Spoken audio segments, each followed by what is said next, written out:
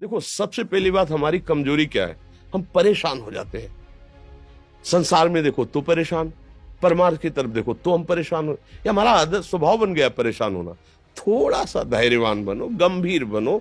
कोई इस भारी से भारी विपत्ति में परेशानी स्वीकार करके विपत्ति से थोड़ी निकला जाता। सुलझो, ठीक है, ये विपत्ति आई, समस्या आई, इसका समाधान होगा। ऐसा थोड़ी कि हमें नष्ट कर देगी। अगर अभी हमारी बड़ी हानि हो जाती है, हम कल इससे बड़ा लाभ प्राप्त कर सकते हैं। हमको एकदम बिल्कुल गंभीर रहना है, इतने कमजोर नहीं बन जाना। अब वो गए तो क्या होगा, अब वो वस्तु गई तो क्या, पद गया तो क्या होगा। प्रयास किया था, ये पद मिला था, इससे बड़ा पद प्राप्त करूंगा, मैं इससे बड़ा महान बनूंगा। ठीक है, एक बार गिर गया, गलती हो गई, दंड भोगूंगा, फिर इससे ज्यादा संयम में रहूंगा। बिल्कुल मतलब एकदम फ्रेश दिमाग रखना चाहिए। और अपने लोग क्या है, जरा सी बात में एकदम पछड़ा कर लेते हैं, एकदम कमजोर हो जाते हैं। ये बिल्कुल ठीक नहीं है। हम जीवन भर की यात्रा की बात कह रहे हैं, भारी से भारी कष्ट में भी मुस्कुराना, तो हमें बल मिला है, हमें भगवान की कृपा का दर्शन हुआ है, हमें उनका दुलार दिखाई दिया है। अगर ऐसे तो भाग जाते, फिर परमार्थ में थोड़ी चलना होता है। आज जो आप सुन करके लाभ लेने की चेष्टा कर रहे हो ना, ये केवल प्रवचन नहीं है, ये जीवन है। अगर ये जिए ना होते ना, तो ये इसका प्रभाव नहीं पड़ता, फिर वाणी का प्रभाव नहीं पड़ता। हम इसीलिए कहते हैं, जैसे आप लोग एकदम परेशान हो जाते हैं, तो बोलो क्या हमसे ज्यादा परेशानी होगी?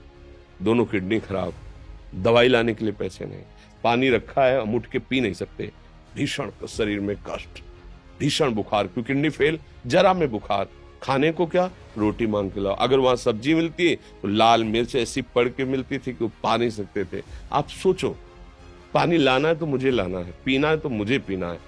अगर मैं हारता तो कहां पहुंच जाता, क्या स्थिति होती? नहीं, मरना है, पर कदम पीछे। कोई दिन ऐसा नहीं जिस दिन सेवा ना की हो, जिस दिन सेवा ना गए हो। गुरु जी की सेवा में जाना है, पहले अपने को स्वस्थ साबित करना है, नहीं वो सेवा नहीं लेंगे। तुम बीमार हो, तुम कष्ट में, वैसे उनकी दृष्टि बड़ी शांत है। उनकी सेवा की, आके लेट गए, फिर हिम्मत की, अपनी श्री जी की सेवा की। मधुकरी नहीं गए, 3-3 4-4 दिन भोजन नहीं गए, पर सेवा नहीं छोड़ा, दिनचर्या नहीं छोड़ी। और उसका प्रधान कारण संयम, ब्रह्मचर्य, भगवत आश्रय, नाम जप, कभी हारने नहीं दिया। अभी भी थोड़ी देर बाद डायलिसिस शुरू होगा। हारने, आपको हारे हुए नजर आ रहे हैं? शरीर में पीड़ा है, किडनी फेल है, ऐसा थोड़ा हम स्वस्थ बैठे हैं, पीड़ा है, बार बार प्यास लगती है, थोड़ा थोड़ा पानी मिलता है हर, लेकिन हम आनंदित हैं, हम प्रसन्न हैं। हम लड़ाई में हारे नहीं हैं, ना हारेंगे, हम जीत चुके हैं। हम अपने मालिक के भरोसे में अपना सब बात, तो वो ये हम अपनी बड़ाई नहीं बता रहे, हम आपको बता रहे समस्या। सोचो, तुम्हारे पास तो माँ है, भाई है, बहन है, परिवार है, कोई ना कोई तो है ना। मेरा किसी ने कभी जीवन में ध्यान भी नहीं दिया। क्यों? बचपन से बाबा जी बन गए, किसी से प्यार नहीं, किसी से संबंध नहीं, कोई जानकारी नहीं, हम कहाँ हैं वो कहाँ, किसी से कोई मतलब नहीं। अच्छा, जवान साधु कौन श्रद्धा करे? कभी गांव जाने की हिम्मत नहीं पड़ती कि रोटी मांग ले, पता नहीं लोग क्या सोचेंगे, क्या भावना कर ले। हम दरवाजे पे खड़े हैं, क्या कैसी भाव, जो हमारे सामने आकाश वृत्ति से आया यौवन अवस्था में, वही पाया, अन्यथा भूखे रह गए। जब हम हर समय अपने को विवेक के द्वारा सावधान रखे, तो हम कभी निराश नहीं हुए, कभी उदास नहीं हुए, कभी ऐसा नहीं लगा कि यार हम दुखी, कभी नहीं लगा। उसी का फल है कि उस सुख का संकेत मिल गया जहां दुख की निशानी भी नहीं है।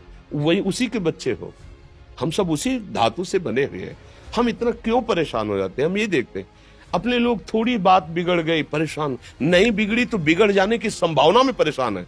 आज सुख है, लेकिन कल सुख छिन जाएगा, तो हम आज के सुख में सुखी ना होकर कल के दुख की आने की संभावना में हम भयभीत हो। मतलब क्या हमारी सोच रह गई? हमको इतना बलवान बनना है कि सुख और दुख दोनों हमको छू न सके। भारी से भारी सुख की व्यवस्था है तो अहंकार नहीं, हर्षित होकर किसी का अपमान न करे कि हम धनी, हम पदाधिकारी, अमुक। भारी से भारी दुख आया तो हमें किसी के सहयोग की जरूरत नहीं, हम फिर अपने कदम बढ़ाएंगे, हम फिर जुड़ी हुई अपनी भावनाओं को सजाएंगे। मस्त जीवन एकदम। तुम अविनाशी के बच्चे हो। शेर का बच्चा भेड़ों के बीच में फंसकर म्यों म्यों बोल रहा है, बस अगर दहाड़ना सीख जाए तो कोई भी उसे परास्त नहीं कर सकता।